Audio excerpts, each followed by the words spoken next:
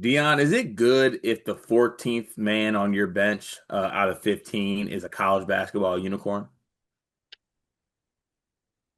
Yes and no. Like it's got to be good, right? But like, how is he only like? Why isn't he playing? Listen to me when I say this. Reece Potter is Kentucky's college basketball unicorn. Shout out to the good folks over at KSR. This article came from Zach, I think it's Geohagen, I believe. Sorry if that's mispronounced, but this came from a Hoops HQ article, which is Seth Davis's website. Shout out to Seth Davis. And he had a list of college basketball unicorns. Now, college basketball unicorns is about having elite size and shooting. The criteria for this is a player 7 feet or taller who also shoots 32% or better from three-point range and also has a 35% uh, three-point field goal by volume. So there are 8 college basketball unicorns, some that we are familiar with on this podcast, 3 Big Ten guys in here. Both of Visage brothers are unicorns, of course. Then you also have Nolan Winter, Emil Letang from Dayton, Cohen Collier from UC Upstate, Reece Potter from Kentucky, and then Isaac Johnson from Hawaii. And sorry, Johan Grunlow from Virginia, who is a freshman, I believe, as well. So that'd be interesting to see. But um, Reece Potter, the Kentucky area kid, transferred back from Miami, Ohio in the MAC, averaged 6 points, 3 rebounds, and assists last year on almost 37% shooting from three. Look, I don't know if Reece Potter is going to play. I think Reece Potter's not going to play this year for Kentucky. So they got a college basketball unicorn as the 14th player on the bench, and I don't think he's going to see the floor this year at all, or if any at all for Kentucky this year. Dion, is it free Reece Potter season for Kentucky?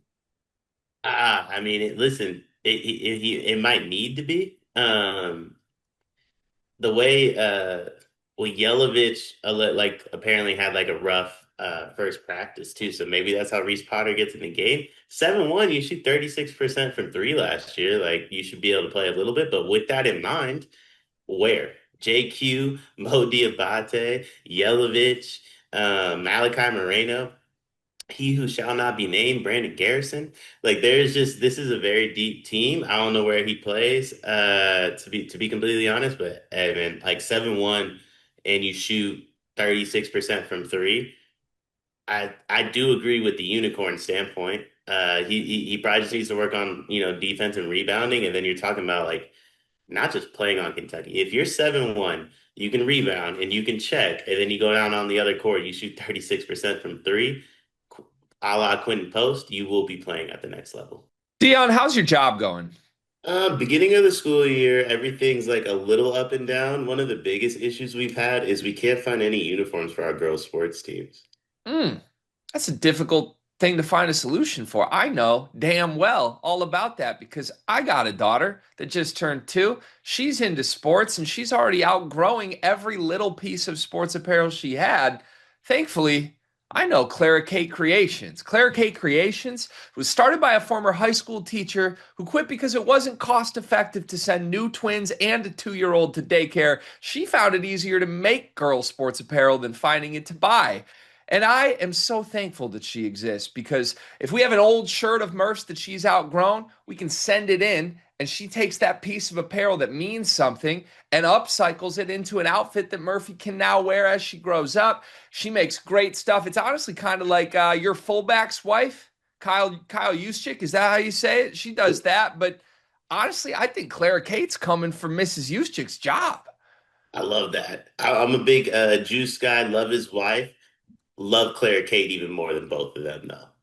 You can send in your own custom ideas and she will come up with a design. She's just the best. Look up Clara Kate Creations on social media, Facebook, Instagram, and more. Quentin Post shot is crazy. I'll say this too. Like we have heard about some of the ups and downs in the front court for Kentucky, right? Like more so like Jaden Quayton is getting healthy, Brandon Garrison finding consistency. Malachi Moreno's done great work with his body. Now, does he also, you know, have the ability to put it together to where he plays? There's a world where Reece Potter does play, right? I mean, if he's a guy who's going to be 7 foot, can rebound and shoot the ball, that's something that Mark Pope, I think, could have the ability to use. And I think it speaks to this fact that, like, you have a team in Kentucky where they think they have one of the best rosters in college basketball, right? And it's because of their depth and what they were able to do here. So Reece Potter being the 14th guy would speak to that, right?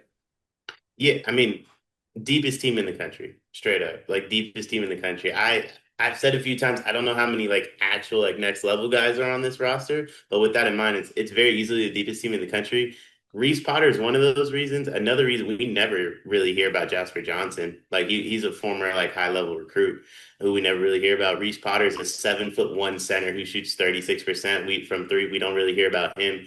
The talent on this team that we don't always hear about it shines greatly. Paint said he has two starting fives that can make the tournament.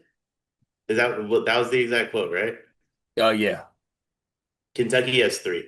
All right, insane. Now that we went through this, I would also like to get to this point. I respect the criteria. I respect the exercise. I don't respect calling a guy who averaged 6, 3, and 1 in the MAC in 17 minutes a game a unicorn. I mean, respectfully though, the other seven guys did even less than that. Did they do it in the MAC? Well, it's one of them plays at like was it South Carolina Upstate?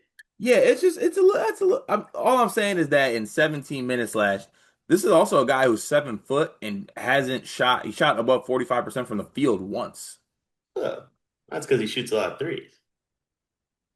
You're a 7 footer. What are you doing from inside the two?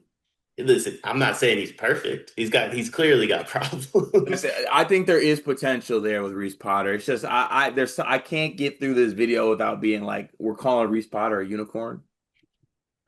Like I feel like if we were able to talk to a unicorn, they'd be a little bit perturbed.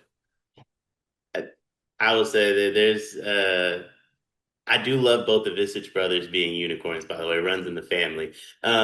He's from Lexington too, so I don't know. He's gonna be a fan favorite. That probably explains a lot of the unicorn aspect of it. Yeah, well, shout out to Seth Davis. I like the criteria for this. I just like to put an asterisk here that maybe we do a little bit of like, okay, but yeah, he fits the bill, but let's just not. What's second to a unicorn? Like, what if you take the horn off a Can he be like a mini horse? I was gonna say, would that make him like a pony? I don't know. Yeah, he's Reese Pony Potter right now. Show me a little bit more, and you could be a unicorn. That's how I'll end this one. And I'm sorry, but I gotta go. Shout out to the good folks over at KSR. Shout out to Seth Davis for this list, and shout out to Illinois basketball. Two unicorns. Make the graphic.